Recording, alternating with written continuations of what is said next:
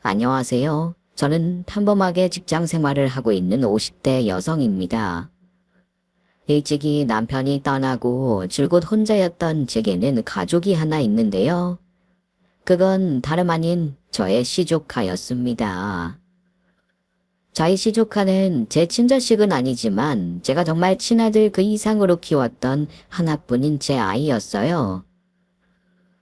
오래전 시누이 부부가 교통사고로 한날 한시에 갑자기 떠나버리며 혼자 된 어린 시조카를 저희 부부가 데려오게 됐습니다.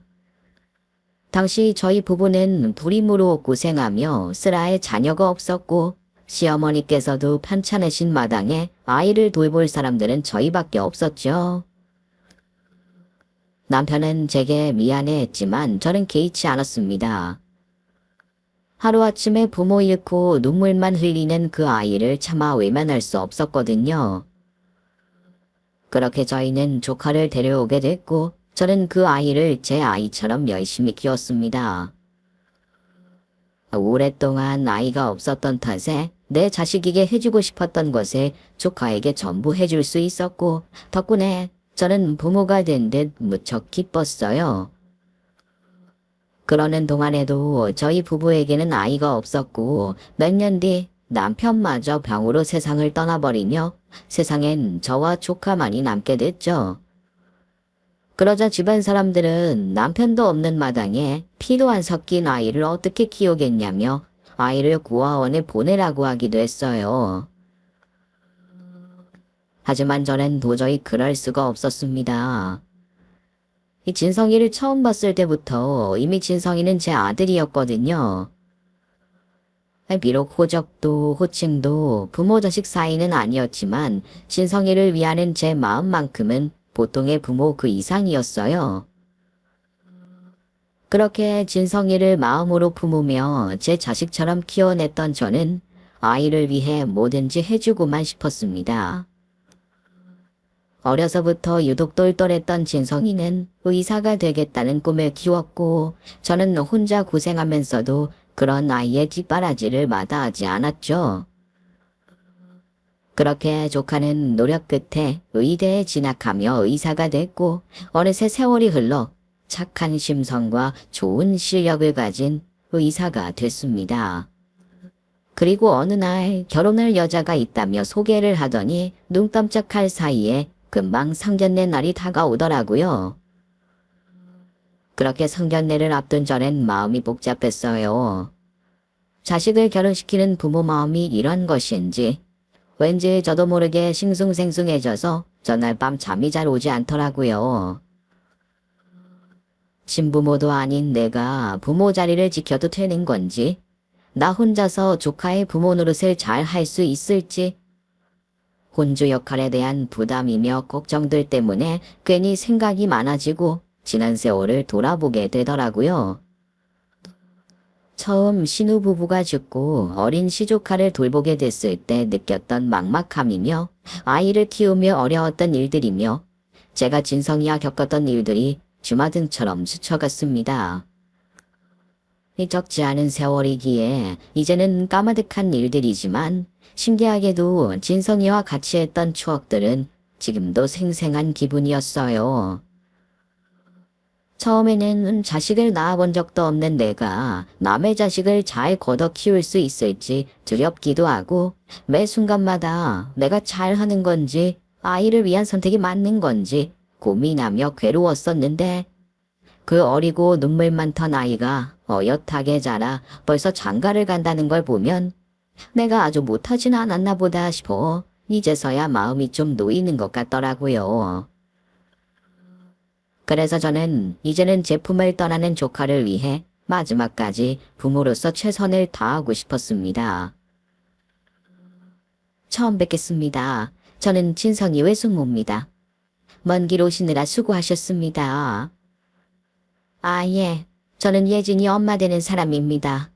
이쪽은 저희 남편이고요. 예, 말씀 많이 들었습니다. 아, 진짜 인사를 전했어야 하는 건데 이제서야 뵙게 되네요. 진작 인사를 해야 하고 그럴 사이는 아닌 것 같고요. 어쨌든 시장하실 텐데 우선 식사부터 하시고 중요한 이야기는 그 다음에 하시죠. 초면이나 서로들 어색하고 조심스러워서 그러는지 제가 예상하던 화기애애한 분위기보다는 식사 내내 말도 별로 없는 차분한 자리가 이어졌습니다. 그 와중에 전엔 아직도 긴장이 됐는지 밥이 입으로 들어가나 코로 들어가나 모를 지경이었지만 겨우 식사가 끝나고서야 결혼 이야기를 나눌 수 있었죠. 그럼 이제 중요한 이야기 한번 해볼까요?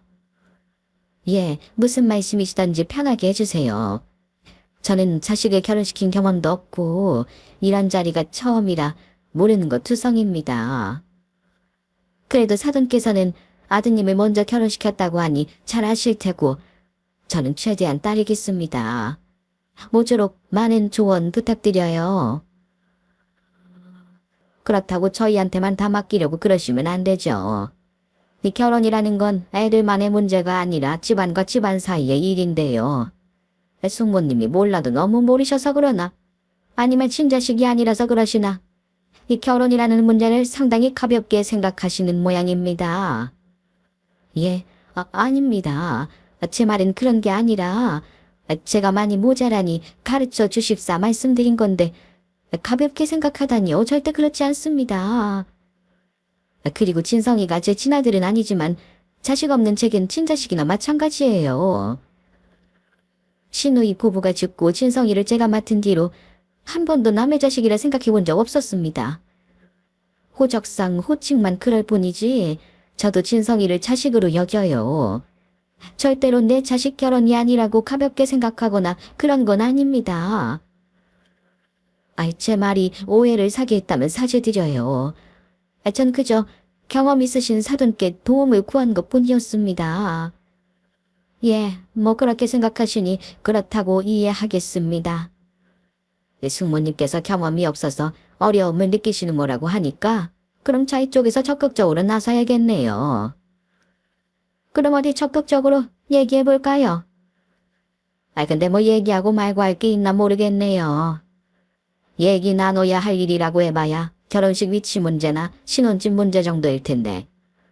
뭐 신혼집이야 저희 쪽에서 해주기로 했으니까 숙모님이 고민하실 일도 없으시겠네요. 최 닥터 통해서 얘긴 들으셨죠?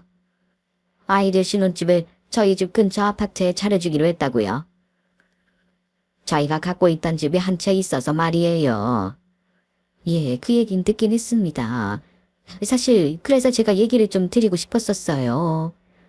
아무래도 사돈께서는 진성이가 제 손에 자랐다는 얘기를 듣고 형편을 걱정하셔서 도와주신다고 한 것 같은데 그렇다고 제가 그렇게 어려운 형편은 아니거든요. 물론 해주신다는 아파트에 비하면 모자랄지 모르지만 저도 저희 조카 결혼할 때 집 한 채 정도는 해줘야 하지 않나 생각하고 있었어요. 요샌 남자 여자 사이에 역할 분담도 많이 나뉘고 꼭 남자 쪽에서 집을 해와야 하는 건 아니라고 하지만 그래도 아직 많이들 남자 쪽에서 집을 해가잖아요. 그래서 지금 숙모님 말씀은 집을 해주고 싶다 이 말씀인가요? 저희 쪽에서 집을 해주는 게 부담스러우셔서 그러세요? 예, 아무래도 솔직하게 말씀드리면 좀 부담이 될 것 같긴 하네요. 그렇지 않아도 결혼하면 진성이한테 병원 차려주신다고 하신 걸로 알고 있는데 신혼집까지 해주신다 그러면 저희가 너무 받기만 하는 것 같아서 말이에요. 저도 염치가 있는데 너무 일방적으로 받기만 할 순 없죠. 아니에요. 무슨 말씀이세요? 아까 말씀하신 대로 요즘은 꼭 남자가 집해와야 하는 것도 아니고 여유가 있는 쪽에서 더 하면 되는 거죠. 그래도 저도 애들 신혼집 정도는 해줄 수 있으니 집은 저희가 하는 게 어떨까요? 뭐 근데 해주신다는 집이 저희가 가지고 있는 집보다 좋을까요? 뭐 그래봐야 어디 구축 아파트 정도 해주신다는 거 아닙니까? 어떤 집을 생각하시는진 모르겠지만 보통 신혼부부들 지낼 만한 아파트 정도는 할 수 있을 것 같은데요. 일할까봐 저희가 알아서 하려고 했던 거예요. 성모님은 남편분까지 돌아가시고 혼자 최 닥터 키우시느라 고생도 많으셨고 최 닥터도 그리 여유롭게 지내지 못했다고 알고 있어요. 그런데 저희 딸은 아니거든요. 막내딸이라 워낙 귀여움도 많이 받고 저희가 유복하기만 키워서요. 식사를 마치자마자 나누게 됐던 이야기는 다름 아닌 신혼집 이야기였습니다. 아무래도 결혼 문제에 있어서 가장 중요한 일이기에 얘기를 꺼내셨던 거겠죠. 저 역시 신혼집에 대해서는 할 말이 있었기에 사돈이 먼저 말씀을 해주신 게 감사했어요. 아이들이 서로 좋아서 하는 결혼이니 저는 거들 게 없었지만 예비 조카 며느리의 집안에서 둘이 결혼하면 병원을 차려주실 거라고 하시더니 처가 근처로 신혼집까지 마련해 주신다는 이야기가 벌써부터 나왔었다고 하더라고요. 이미 그 집에 신혼 혼수를 채워 넣는다는지 인테리어를 알아본다는지 하면서 말이에요. 저는 제 상의 없이 집 문제까지 해결하셨다니 난감하기만 했었습니다. 이 남들은 사위에게 그 정도로 해주냐고 좋아할지 모르겠지만 조카의 신혼집만큼은 제가 해주고 싶었거든요. 그러려고 지난 20년간 정말 열심히 벌고 저축했던 저였습니다. 이 조카에게 좋은 부모가 되어줄 수 있을지 확신은 없었지만 결혼할 때 뭐라도 번듯하게 해주고 싶었거든요. 게다가 보통은 남자 쪽에서 집을 해가는 게 대부분이니 당연히 그래야 한다 생각했고요. 그런데 제 이야기는 듣지도 않으시고 일방적으로 결정을 하셨다니 왠지 무시당한 것처럼 기분이 이상했죠. 그래도 보여주신 호의에 폐가 되지 않으려 제 딴은 최대한 조심하며 정중하게 제 의사를 전했는데 사돈들께서는 그런 제 마음을 이해하지 못하시는 건지 내내 말이 통하지 않는 듯 했습니다. 그 집에서 저희 조카를 예뻐해 주시기에 그렇게까지 해주신다는 건 감사했지만 저도 제 입장이 있으니까요. 그래서 조금 더 확실하게 얘기를 꺼냈더니 이번엔 제가 해주는 집에 대해서 꼬투리를 잡으시더라고요. 따님을 귀하게 키워서 아무 데서나 지내게 할 수는 없다고 하시는데 제가 해줄 수 있는 집이 그쪽에서 해오는 집보다 더 좋을 리가 있냐는 의미였겠죠. 그래도 아직 집을 구한 건 아니니까 최대한 아이들 의견 반영해서 맞추면 되지 않을까요? 저야 집 구하는데 참견할 것도 아니고 돈만 건넬 뿐이니까요. 그러니까요. 제가 보기엔 숙모님께서 겨우 몇 억 가지고 도와주신다고 그러시는 것 같은데 그 정도로 아이들 마음에 드는 집을 구할 수 있겠느냐 하는 거죠. 그렇다고 착한 애들이 괜히 눈치 보여서 돈 모자라다고 할 것도 아닐 테고 더 보태달라고 해도 숙모님께서 그렇게 해주실 수 있으시겠어요? 괜히 애매하게 도움받아서 마음만 불편할 바에야 그냥 저희가 해주는 게 낫지 않겠습니까? 아이들이 얼마나 좋은 집을 생각하고 있는지 모르겠지만 저도 입장이라는 게 있으니 이해를 해주셨으면 좋겠는데요. 솔직히 말하면 상견례를 하기도 전부터 이미 신혼집이 준비돼 있다고 들었던지라 제 입장에선 좀 이해가 되지 않네요. 그런 문제는 양가 어른들이 만나고 정해야 하는 일 같은데 어떻게 사돈들께서 예방적으로 결정하셨는지 말이에요. 병원 개원 문제야 저보단 진성이가 잘 알 테고 진성이가 일할 곳이니 참견하지 않았는데 이 보통 신혼집 문제는 양쪽 집안 상의해서 해야 하는 일 아닙니까? 제 생각엔 그런데요. 글쎄요. 보통은 양쪽 의견을 다 들으면 좋겠지만 최 닥터가 보통 상황은 아니잖아요. 부모님이 살아계시는 것도 아니고 숙모님이 친부모도 아닌 상황에 저희가 의견을 나눌 사돈이 제대로 없으니 저희 딴은 최 닥터 생각해서 그랬던 거죠. 그리고 도와준다고 하면 다들 좋아할 텐데 숙모님은 참 이상하시네요. 도움 받는 게 그렇게 불편하세요? 도움이 필요하면 도움 받는 게 당연한 거죠. 그런데 무슨 자격지심이라도 있으신가? 그리고 언제는 결혼시키는 게 처음이라 저희 의견 따르겠다고 하시더니 갑자기 이렇게 불만을 드러내시니 당황스럽네요. 저희 진성이가 왜 보통 사모니 아닙니까? 진성이가 고아도 아니고 엄연히 제가 있는데요. 제가 친부모는 아니지만 진성이 제가 키웠고 제가 끝까지 부모 역할 할 겁니다. 진성이 결혼에 대한 책임까지 제가 다 질 거라고요. 그럼 저랑 상의하시면 되는 거 아닌가요? 그리고 사돈께서는 애매하게 도움받고 불편할 거라 얘기하셨는데 그게 무슨 의도이신진 모르겠지만 마냥 도움만 받는 건 저 역시도 불편합니다. 집이고 병원이고 진성이가 그쪽에서 다 받기만 하면 처가에 취송해서라도 마음이 편하진 않겠죠. 저는 진성이에게 일방적으로 부담을 지우고 싶지 않다는 거예요. 어머, 최 닥터가 마음이 불편하다뇨. 최 닥터는 그러지 않을 거예요. 저희도 그런 것 좀 해준다고 최 닥터한테 부담 지울 생각 없고요. 뭐 최 닥터야 이미 우리한텐 친아들 같은 존재인데 저희가 뭐하러 부담을 지우겠습니까? 최 닥터도 그만큼 저희를 편하게 생각하니까 별말 없었던 거겠죠. 집이고 병원이고 이미 저희끼린 이야기가 다 끝났는데 갑자기 숙모님이 왜 그러시는지 모르겠네요. 아니면 어디 최 닥터랑 말해볼래요? 자네 정말 불편한가? 예? 아니 저는 해주신다면 감사할 따름이죠. 아니 저희 숙모 말씀은 제가 걱정돼서 그러시는 걸 겁니다. 거 봐요. 최 닥터는 좋다고 하잖아요. 저희가 상의를 하건 말건 저희들끼린 다 끝난 얘기인데 숙모님께서 갑자기 이러시니 난감하네요. 사실 저는 이 자리가 그냥 가볍게 인사나 하는 그런 자리라고 생각했거든요. 결혼 문제에 대한 건 애들끼리 알아서 하라고 하셨다기에 별로 참견 안 하실 줄 알았더니 생각보다 관심이 많으셨네요. 아니요, 저는 아이들끼리 하겠다는 것에 반대하는 것이 아니에요. 다만 한쪽 어른들에게만 도움을 받으면 불편할 테니 저도 도울 수 있다는 거죠. 저 숙모께서 도와주지 않으셔도 괜찮아요. 혼수는 저희끼리 알아서 할 거고 예물 예단도 안 하기로 했거든요. 다만 신혼집만 장인 장모님이 도와주시는 거예요.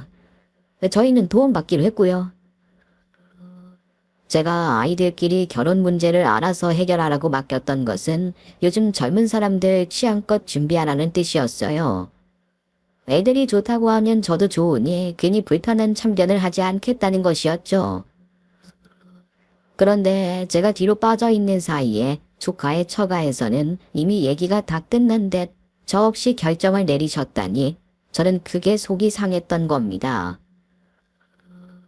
제가 친부모가 아니라곤 하지만 우리 진성이가 고아도 아닌데 왜 애를 가족도 없는 천에 고아대하듯 자기들 마음대로 정했을까 싶어서 말이에요.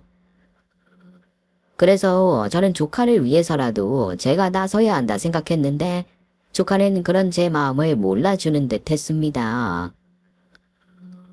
상견례 자리에서 흥분하려는 저를 오히려 말리며 제 앞에서 처가댁 도움을 받겠다고 하더라고요. 사실 당시에는 그런 조카를 이해할 수 없었어요. 이 조카가 벌써부터 그 집 식구가 된 것 같아서 서운했던 것도 같았고 벌써 그 집 식구가 된 것 같더라고요. 어쨌든 조카가 처가 편을 들며 이야기가 중단되고 그 후로는 별다른 이야기를 나누지 않게 됐습니다. 예물 예단은 아이들 선에서 정리하기로 했고 혼수도 같이 준비하기로 했다고 하니 제가 더 말얹을 일이 없었거든요. 그렇게 되니 결국 제가 성견례에서 부모 노릇을 한 게 아무것도 없는 셈이 돼버렸네요. 게다가 저는 그 사람들을 사돈이라고 칭하는 데에도 그들은 저를 숙모님이라고 하며 사돈이라는 말을 한 번도 하지 않는 걸 보니 애초에 그 사람들은 저를 사돈이라고 생각하지 않는 듯해서 더 마음이 안 좋았습니다. 이대로 그냥 결혼을 시키면 조카가 그 집 식구들에게 대릴 사위처럼 무시당하고 휘둘려 다니는 건 아닌지 걱정이 들었죠. 그래서 상견례가 끝나고 속이 상했던 저는 조카를 불러앉혀 이야기를 나누게 됐습니다. 진섬아, 너 아까 그 말 무슨 의미였니? 내가 도와주지 않아도 괜찮다니. 그 말 진심이야? 그럼요. 저는 숙모 도움 바란 적 없어요. 제가 숙모 사정 모르는 것도 아니고 저도 염치가 있지 어떻게 결혼하는 데까지 숙모한테 도움을 바라겠어요. 근데 그 집 어른들 도움은 받겠다고 했다며. 난 병원 개업만 해주시겠다는 줄 알았는데 신혼집까지 다 결정됐다니 황당하더구나. 그런 이야기는 나한테 상의를 했어야 하는 거 아니니? 죄송해요. 저는 예진이네 부모님이 해주신다고 하니 그냥 다 잘 해결됐다고 생각했는데 승모가 기분 상하실 거라고는 생각도 못했어요. 그 사람들은 나를 네 부모로 생각 안 하는지 몰라도 너는 나한테 아들이나 다름없어. 근데 너까지 나한테 기대가 없었다고 하면 내가 어떻게 받아들여야겠니? 죄송해요. 근데 전 사실 승모가 저 위에서 집까지 도와주실 거라곤 생각도 못했어요. 무슨 소리야? 내가 너 결혼시킬 때 빈손으로 안 보낼 거라 그러지 않았었어? 그러셨죠. 그래서 저도 말씀드렸잖아요. 저 이렇게 키워주신 것만으로도 감사드린다고. 저도 돈 벌고 잘할 테니까 걱정하지 마시라고 했었잖아요. 그거야 네가 워낙 일찍 철이 들어서 그냥 하는 소린 줄 알고. 너 그 말이 정말 내 도움은 안 받겠다는 그런 의미였니? 처음부터 나한테 뭐 하나 바라는 게 없었던 거야. 그런 이야기가 아니라요. 전 정말 숙모한테 패가 되고 싶지 않아서 그랬어요. 그동안 갈 곳 없는 저 키워주신 것으로 정말 감사했으니까요. 솔직히 말하면 전 숙모한테 부채의식도 있었어요. 외삼촌이 살아계셨더라면 몰라도 외삼촌도 안 계신 와중에 제가 숙모 밑에서 자라는 게 맞는 건지 내내 고민했었다고요. 내가 없었더라면 숙모도 좋은 인연 만나시고 새 출발하셨을 수도 있었을 텐데 제가 괜히 숙모한테 짐덩이가 되어 숙모 앞길 막은 것 같기도 하고요. 사실 저희는 어찌 보면 정말 남남인데 숙모가 마음 쓰셔서 절 키우신 거잖아요. 진성아, 그럼 넌 그동안 그렇게 생각했던 거야? 우리가 남남이라고. 그런 의미가 아닌 거 아시잖아요. 저한테 숙모가 부모님이시고 은인이시지만 제 생각이 어떻든 간에 제가 숙모한테 의지만 하는 게 좋은 건 아니잖아요.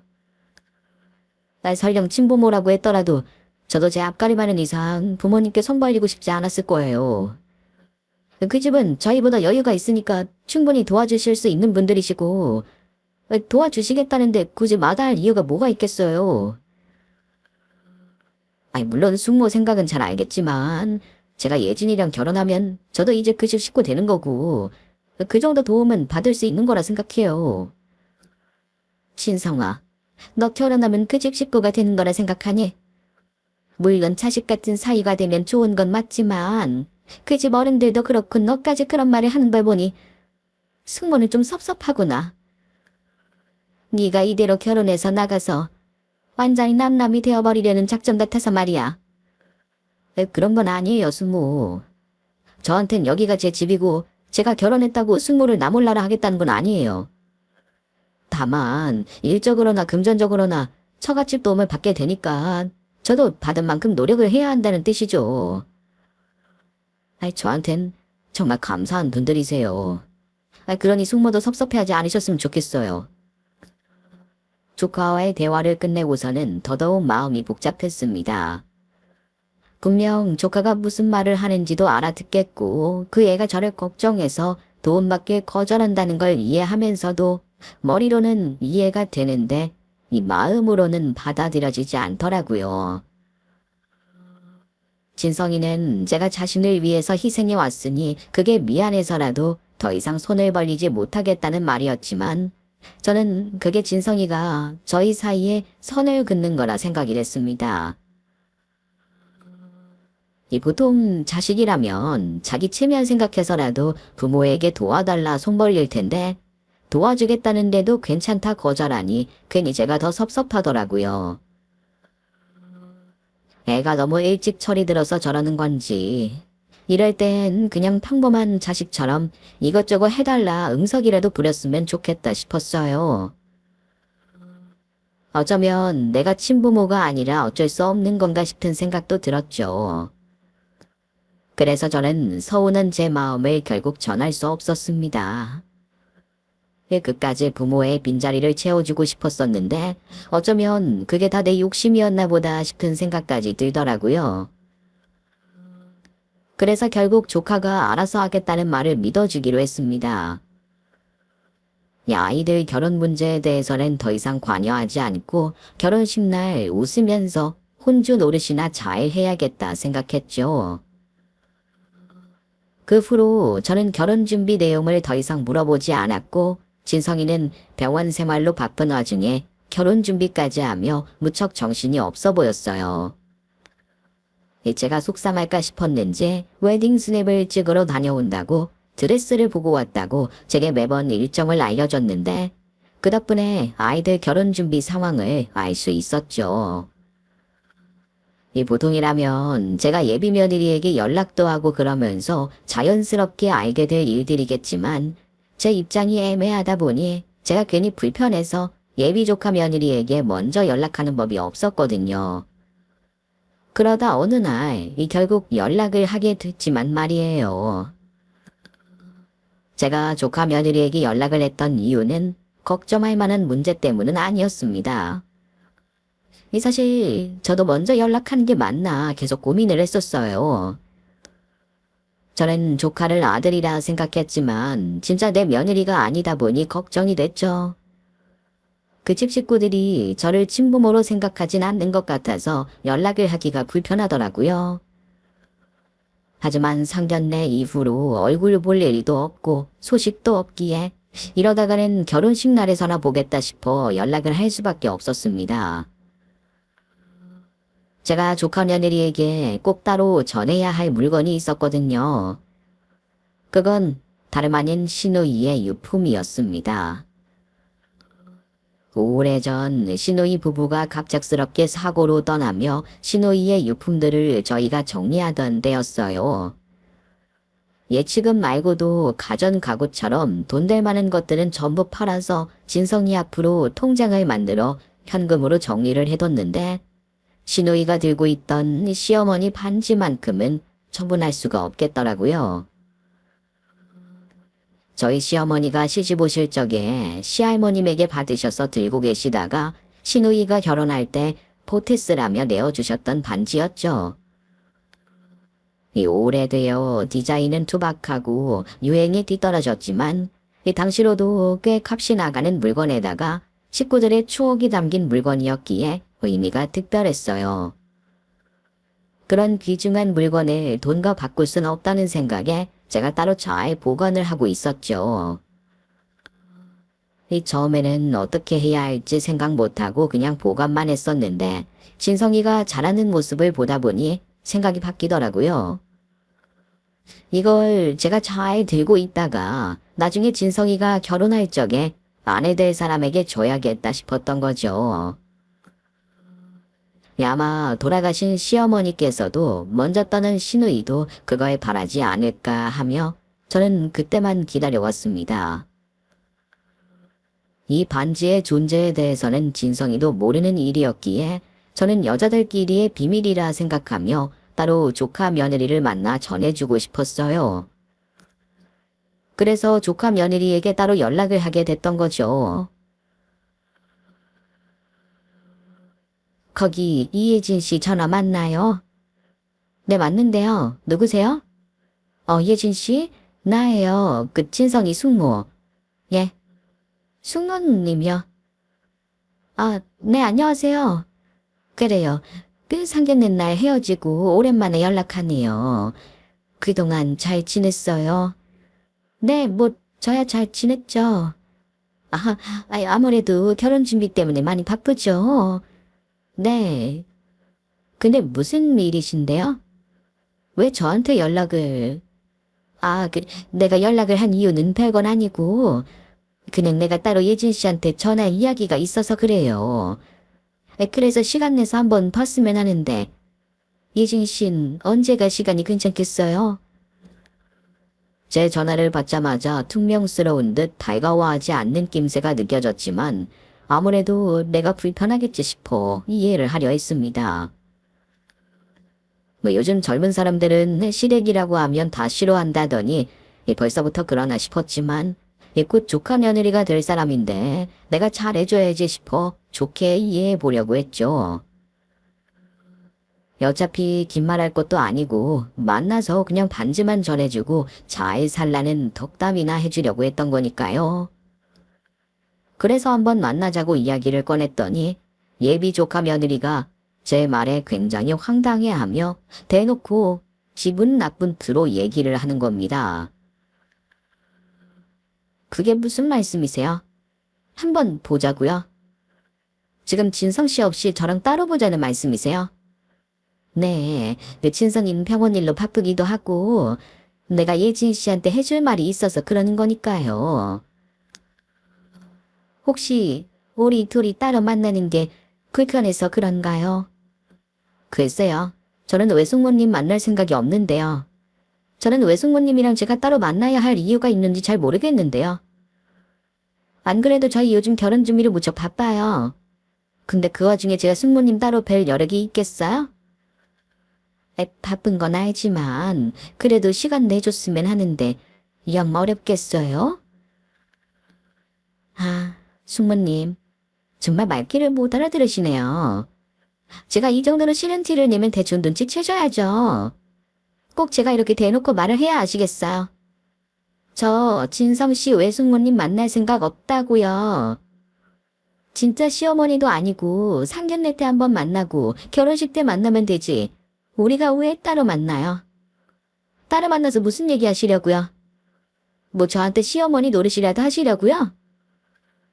혹시나 그런 생각이시면 지금이라도 접으시는 게 좋으실 거예요. 진성 씨야 착해서 외숙모 챙기려고 해도 전 아니거든요. 그러니까 앞으로도 이런 전화 안 하셨으면 좋겠네요. 끊을게요. 예비 조카 며느리가 따로 만나자는 제게 시어머니 노릇하려고 그러냐며 막 면막을 치는 겁니다. 제가 진짜 시어머니는 아니더라도 같은 입장인 것은 사실인데 그런 제가 한번 만나자고 하는 것조차 죄가 되는지 몰랐네요. 너무 당황스러웠던 저는 그런 게 아니라 줄 게 있는 거라고 변명이라도 해보려 했지만 저는 변명도 할 수 없었습니다. 제가 뭐라고 설명할 틈도 없이 전화를 끊어버리는 조카 며느리의 반응에 한동안 얼빠진 듯 있을 수밖에 없었습니다. 내가 대체 뭘 잘못한 건지, 왜 이렇게까지 날선 반응을 보이는 건지 저는 이해할 수가 없었어요. 나를 사돈 대접하지 않는 그 집 식구들이나 나더러 시어머니 노릇할 생각 말라는 조카 며느리까지 겪으며 저는 또 한 번 제가 진성이의 친부모가 아니라는 사실이 원망스러웠습니다. 하지만 실제로 제 처지가 그런 것을 누구를 원망할 수 있겠어요. 아마 이것이 세상에서 나를 바라보는 시선이겠거니 생각하며 그냥 견뎌야겠다 생각했죠. 결혼하면 그 집 식구가 된다는 조카의 말대로 저는 조카를 위해 불만을 가지지 않기로 했습니다. 그래서 결국 저는 조카 며느리를 만나보지도 못하고 조카를 통해 그 반지를 전하기로 했습니다. 저 친성아, 이거 예진이 가져다 줘라. 이게 뭐예요, 숙모? 그냥 니들이 아무리 예물 예단을 안 한다고 해도 내가 뭐라도 해줘야 할 것 같아서. 비싼 건 아니지만 나 너한텐 소중한 물건이야. 네 엄마가 외할머니에게 받았던 결혼 예물이거든. 그래서 너 결혼하면 주려고 내가 보관하고 있었지. 어찌 보면 네 엄마 유품인 셈이기도 하구나. 아무튼 그렇게 귀한 물건이니 이제 예진이가 가져가면 좋을 것 같아서. 내가 설명하면서 직접 전해주려고 그랬는데 아무래도 예진이가 많이 바쁜 모양이야. 그러니까 진성이 네가 전해줘. 숙모가 예진이한테 전화하셨어요? 그래. 원래는 내가 만나서 직접 주려고 전화를 하긴 했었는데 이래저래 바빠 보이길래 별말 안 했다. 그러니까 네가 대신 잘 전해줘. 요즘 젊은 사람들 보기엔 디자인이 별로라도 의미가 있는 거 아니니. 예진이가 잘 보관해 뒀다가 나중에 너희들 자식 낳으면 그 자식한테 물려주고 대대로 전해주는 그런 가보가 됐으면 좋겠다. 예, 엄마가 가지고 계셨던 반지라니 저한테도 의미가 크네요. 이런 걸 귀중하게 간직하고 계셔주셔서 감사해요, 숙모. 그럼 이건 제가 예진이에게 전할게요. 반지를 받아든 진성이는 생각이 많아지는 듯 한동안 말이 없어 보였습니다. 아무래도 엄마의 유품이자 예물이라니 이런저런 생각이 들 수밖에 없겠죠. 엄마가 결혼할 때 받았던 반지를 결혼할 사람에게 선물하는 것도 의미가 컸을 테고 돌아가신 부모님 생각에 서글퍼졌을지도 모르고요. 괜히 좋은 일 앞두고 있는 아이 마음 복잡하게 하고 싶지 않아서 제가 직접 전하려고 했던 건데 결국 이렇게 됐네요. 그래도 좋은 의미이니 진성이도 제 뜻을 알고 기뻐했을 거라 믿으며 저는 그 반지가 조카 며느리에게 잘 전해지길 바랬습니다. 하지만 진성이가 반지를 전한 후에도 조카 며느리는 제게 감사 인사 한번 하질 않더라고요. 뭐 전에야 내가 시집살이 시킬까봐 지레 겁먹고 짜증을 부렸을진 모르더라도 제 의도를 알고 나면 먼저 연락이 올 줄 알았거든요. 하다못해 반지 잘 전해받았다는 말이라도 해줄 줄 알고 내내 연락을 기다렸는데 조카 며느리는 제게 문자 한 통이 없었습니다. 그런데 그때 조카 며느리가 아닌 안사돈에게서 연락이 찾아왔어요. 안사돈 역시 상견례 날 그렇게 헤어진 후로 소식 한 번 없으시더니 결혼식이 코앞인 이제서야 저를 만나자는 연락을 주시더라고요. 제가 갑작스럽게 연락드려서 놀라셨죠? 아유, 아닙니다. 놀라기는요. 저희 사이에 놀라고 말고 할 게 뭐가 있나요? 다만 좀 더 일찍 뵐 줄 알았는데 여태 연락이 없으셔서 더 놀랐습니다. 그래도 결혼식 전에 얼굴 뵙게 되니 좋네요. 저번엔 제가 죄송했습니다. 도와주신다는 호의를 그냥 호의로 받지 못하고 저 혼자 괜히 복잡하게 생각을 했던 것 같아요. 아무래도 제가 너무 진성이 걱정만 했던 모양입니다. 네, 뭐 이제라도 사과를 하시니 다행이네요. 근데 너무 과하신 거 아니신가요? 예. 뭐가 말입니까? 제가 또 무슨 실수라도 했나요? 조카 앞세워서 부모 행세하는 건 아닙니다. 그게 너무 과한 것 같다고요. 저번에도 느꼈지만 숙모님은 정말로 최 닥터를 아들처럼 생각하시는 겁니까? 물론 최 닥터가 불의의 사고로 일찍이 부모를 잃고 숙모님 손에서 컸던 건 부정할 수 없는 사실이지만 그렇다고 숙모님이 정말로 최 닥터 어머니는 아니시잖아요. 근데 숙모님은 어쩜 그렇게 최 닥터를 자기 자식처럼 생각하시는지 솔직히 도가 지나치다 싶어요. 제가 진성이를 그렇게 키운 게 맞고 진성이한텐 제가 친엄마나 다름없죠. 그런데도 대체 뭐가 지나치다는 겁니까? 그런 말씀을 하시는 저희가 뭡니까? 글쎄요. 뭐 키웠다고 다 부모랍니까? 그러면 낳은 정이라는 게 왜 있고 왜 제 핏줄이 끌리겠어요? 이모나 고모라면 몰라도 외숙모면 아예 피 한 방울 안 섞인 사이인 건데. 게다가 남편분께서도 일찍이 떠나시고 사실상 조카랑 아무 연관 없는 거잖아요. 보니까 얼마 전에 저희 딸애한테 따로 연락까지 하셨다면서요? 그 일로 저희 딸애가 얼마나 속상해하는지 제가 너무 화가 나서요. 시어머니도 아니면서 그러지 마셨어야죠. 신부모도 아니면서 부모 행세하는 거 좀 역겹네요. 사람이 자기 분수를 알아야 하지 않겠습니까? 아무튼 그래서 말인데 저희 숙모님이 결혼식에도 안 오셨으면 합니다. 그게 무슨 말이에요? 결혼식에 오지 말라니. 지금 나더러 진성이 부모 노릇하는 게 역겨우니 결혼식에도 오지 말라고요? 예, 그 말입니다. 그래도 말귀는 잘 알아들으시네요. 뭐 어차피 그쪽 혼주석 비는 건 큰일도 아니에요. 저희 주변 지인들은 최 닥터가 고아인 거 다들 잘 알고 있고 최 닥터는 이제 저희 사위니까요. 그러니까 부모도 아니고 혈연도 아닌 외숙모님은 오실 필요 없지 않겠어요?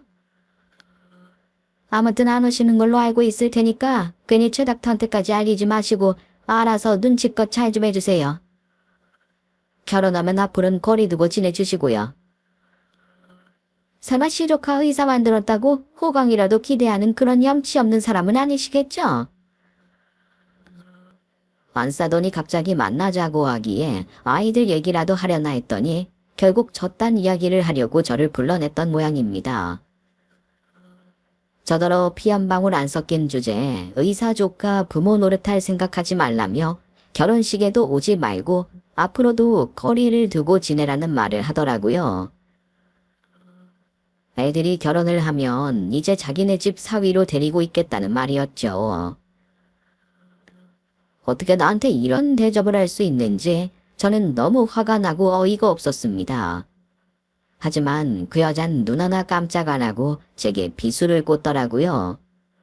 그런데 그 순간 정말 놀라운 일이 벌어졌습니다. 지금 뭐 하시는 겁니까? 저희 숙모한테 뭐라고 하셨어요? 뭐 역겨워. 당신이 뭔데 우리 숙모한테 그딴 소리를 해? 나한테 엄마나 다름없는 숙모한테 무슨 헛소리들을 하는 거야? 죄 닥터. 아니 자네가 여기는 어떻게? 예진이 태도도 그렇고 장모님이 갑자기 숙모한테 연락하신 게 이상해서 쫓아나와 봤더니 겨우 이딴 헛소리 짓거리려고 저희 숙모 불러내셨어요. 제 앞에서 숙모 꼭 좀 없으시게 하겠다고 꿀발린 소리 하더니 나랑 우리 숙모 사이 이간질 시키려고 이런 거냐고요. 난 그래도 끝까지 당신들 믿어보려고 했는데 당신들 더 이상 상종할 수 없겠네요. 진삼아 너무 그러지 마라. 난 괜찮아. 결혼이 코앞인데 뭘 어쩌려고 그래. 죄송해요 숙모. 숙모가 이런 꼴 보시게 하려고 결혼하려고 그랬던 건 아닌데 이 본의 아니게 제가 숙모한테 큰 잘못을 저지른 것 같아요. 숙모가 그동안 저 집 식구들한테 무슨 치욕을 느끼셨을지 이제야 알아서 너무 죄송해요. 전 그냥 제가 좋은 집에 장가가면 숙모가 기뻐하실 줄 알았는데 숙모와 연을 끊으면서 해야 하는 결혼이라면 저 필요 없어요. 평생 혼자 늙어 죽는 한이 있더라도 이딴 결혼할 생각 없다고요. 아니 최 닥터 그게 무슨 말이야? 지금 파혼을 하겠다는 말이야? 당연한 소유해. 일이 이렇게 된 마당에 파혼은 당연한 일이지. 그럼 내가 우리 숙모 무시당하는 꼴을 보고도 당신들이랑 가족이 될 줄 알았어요. 내 가족을 가족 취급 안 하는 당신들이랑 내가 어떻게 안 식구가 되겠어? 그리고 지금 파혼 걱정해야 할 때가 아닐 건데. 내가 이 결혼 엎으면 손해보는 사람은 나 하나가 아니잖아요. 나야 뭐 의사 면허 있고 옳았는데도 많으니 어디든 가는 그만이지만 나 앞세워서 이 속 챙기려던 당신들은 곤란하지 않겠어요? 당신들 이번 일 엎어지면 개털된다는 거 내가 모를 줄 알았어. 어디 그럼 파혼 당하고 쪽박까지 한번 차보시지. 그리고 조카는 어디론가 전화를 걸더니 한참 통화를 하고 돌아왔습니다. 무슨 일인가 싶었던 저는 그 사이 자기 남편에게 전화를 건 안 써던 덕분에 그제서야 상황 파악을 할 수 있었죠. 여보, 제 닥터가 아무래도 팔 빼려는 모양이야. 파혼을 하겠다고 난리를 피우는데 아무래도 지금 변호사랑 전화하러 간 것 같아. 몰라. 파혼하자 그랬으니까 우리 병원 일도 없고 영양제 사업도 안 할 작정이겠지. 변호사랑 그 얘기하러 간 거 아니야. 아니 그럼 우리는 어떻게 되는 건데? 최 닥터 하나만 믿고 버린 일인데 최 닥터가 안 하겠다고 발빼면 우리 진짜 망하는 거 아니야? 알고 보니 그쪽 집에서 저희 조카에게 차려주겠다던 병원이 저희 조카만을 위한 일이 아니었던 모양입니다.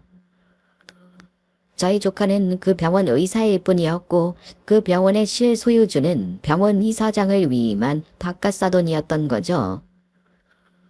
그러니까 그 집 식구들이 저희 조카를 앞세워서 이사장 병원을 운영하려고 했던 거죠. 이사장 병원이 불법은 아니지만 제가 들었던 것처럼 조카 앞으로 병원을 해주는 건 아니었나 봅니다. 결국 저희 조카만 고생하고 자기들은 아무것도 하는 것 없이 돈을 벌 수 있는 구조였던 거죠. 그런 줄도 모르고 저는 개원까지 해주냐며 고마워했는데 말이에요. 거기다 병원 개원으로도 모자라서 저희 조카의 이름을 딴 영양제 사업까지 하려고 계획 중이었답니다. 이 사실 저희 조카가 실력도 좋았지만 실력만큼 명성도 자자했거든요. 이전 병원에서 운영하던 유튜브에 출연했던 조카가 잘생긴 외모로 인기를 끌었었거든요. 거기다가 친절하고 진료를 잘 본다는 입소문까지 돌아서 한동안 병원에 예약을 받지 못할 정도로 소문이 났었죠. 지금도 알만한 사람들은 젊고 잘생긴 의사로 잘 알려진 편이라 이 조카를 내세워 병원을 차리고 영양제 사업을 하면 성공은 보장된 일이었을 겁니다. 그래서 그걸 노리고 사돈들이 제 조카를 앞세워 사업을 구상했던 거죠. 저희 조카를 앞세워 병원을 운영하고 영양제 사업까지 준비하고 있었던 겁니다. 조카는 그들이 자신의 덕을 보려는 걸 알면서도 앞으로 가족이 될 사이니 좋게 생각하고 손을 잡았던 거겠죠. 제게 더 이상 부담을 주지 않고 홀로서기 하기 위해 처가에 헌신하기로 했던 것 같더라고요. 하지만 그랬던 처가가 저를 무시하고 아예 저희 사이를 부정하려더니 조카도 더 이상 참을 수 없었던 겁니다. 그래서 화가 난 조카가 파혼을 요구하며 병원 일이며 영양제 사업까지 엎어버리려 한 거죠. 그런데 이 일이 돈이 적지 않게 드는 사업이다 보니 그렇게 되면 사돈이 가져갈 부담이 상당한 듯 했어요. 심지어 그 사업을 하려고 여기저기서 지인들 투자까지 받으며 꽤 일을 많이 벌려놨었다고 하더라고요. 원래도 작은 사업하며 여력은 있었지만 병원 짓느라 큰돈 들이고 거기다 영양제 사업하려 공장까지 크게 차린 탓에 이미 들어간 돈이 어마어마했던 거죠. 그걸 전부 예비 사위 하나 믿고 벌였던 일인데 이제 와서 파혼을 하게 되면 그들은 돌이킬 수 없는 피해를 보는 것이 뻔했습니다. 그걸 다 알고 있던 조카가 사돈댁에 복수를 하겠다며 변호사와 상의까지 하며 파혼을 하려 했던 것이었습니다. 다행히 파혼을 해도 도의적인 문제일 뿐이지 저희 조카가 책임져야 할 일은 없다고 하더라고요. 사위에게 병원 원장을 시켜주겠다는 것도 그쪽의 일방적인 호의일 뿐이었고 영양제 사업도 자기들끼리 구상한 일이었을 뿐이니까요. 제 조카가 동업자도 아니고 계약을 한 관계도 아니었기에 파혼을 하면 그만인 일이었습니다. 하지만 설마 저희 조카가 파혼까지 할 줄은 몰랐는지 저한테 그런 선을 넘는 짓을 했던 거겠죠. 결국 일이 그렇게 되자 곤란해진 사돈댁은 그제서야 아연실색하며 제게 사죄를 하려 했어요. 이미 파혼을 결심한 조카가 만나주지 않아서 그런 건지 온 가족이 저를 찾아와서 무릎을 꿇고 사과를 하려 하더라고요. 사돈, 죄송합니다. 저희가 생각이 짧았습니다. 피가 섞였던 아니던 사위한텐 하나뿐인 가족인 것을 저희가 미처 헤아리지 못하고 주제 넘은 짓을 했습니다. 이제라도 이렇게 사과드릴 테니 제발 저희 좀 용서해 주십시오. 네, 숙모님. 그땐 제가 철없이 실수를 좀 했던 것 같아요. 숙모님은 저 생각해 주셔서 돌아가신 시어머니 유품까지 전해주려 하셨던 건데 제가 그런 깊은 뜻도 모르고 너무 무례했어요. 정말 죄송해요. 아이고 사돈, 제가 정말 큰 실수를 했습니다. 이젠 반성하고 있으니까 용서해 주시면 안 될까요? 글쎄요. 저는 그 일 벌써 다 잊었고 별로 사과받고 싶은 마음도 없는걸요. 제가 뭐라고 그런 사과를 받겠습니까? 제가 진짜 사돈도 아닌데요. 아이 무슨 말씀이세요? 사돈 맞으시죠? 기분이 상하셨다는 거 충분히 이해합니다. 제가 워낙 말을 함부로 하는 경향이 있어서 정말 큰 무례를 끼쳤어요. 숙모님이라고 사돈이 아니라면 안 되는 건데 저의 편협한 사고가 이런 말썽을 일으켰습니다. 저희 딸도 다 제가 잘못 키워 그런 겁니다. 얘가 원래는 마음도 착하고 살가운데 제가 본을 제대로 못 보여서 그런 거예요. 그러니 자식 잘못 키운 제 죄라 생각하시고 애들 결혼만큼은 할 수 있게 해주세요. 전에도 말씀드렸지만 저는 아이들 의사를 존중하고 싶고 애들 결혼 문제는 제가 관여하지 않겠다고 말씀드렸잖아요. 근데 제가 뭘 어떻게 할 수 있겠습니까? 제발 최 닥터 마음 좀 돌려주세요. 최 닥터가 저렇게 꼬집 부리면 저희 정말 다 죽습니다. 최 닥터 하나 보고 드린 돈이 얼만데 이렇게 되면 진짜 안 된다고요. 그래도 어머니 같은 숙모님 말씀이면 듣지 않겠어요. 그러니까 저희 용서하시고 애들 결혼 다시 진행시켜 주세요. 네. 저는 도통 말씀을 이해하지 못하겠네요. 제가 친부모도 아닌데 부모 행세하려는 건 좀 역겹지 않으시겠어요? 저는 모르겠으니까 할 말 있으시면 진성이 찾아가서 하시던가요. 그럼 앞으로는 안 뵙고 싶으니까 찾아오지 마세요. 세 식구는 제 앞에서 손발을 싹싹 빌며 용서를 구하며 조카를 설득해 파혼을 취소해달라 했지만 저는 그 인간들을 도와줄 생각이 없었습니다. 그런 집구석에 자식 같은 조카를 보낼 생각도 없었고 저는 늘 조카의 뜻을 존중해주고 싶었거든요. 그렇게 결국 두 사람은 파혼을 하게 됐고 먼저 파혼한 조카가 결혼 준비에 들어간 위약금들을 물어줘야 했습니다.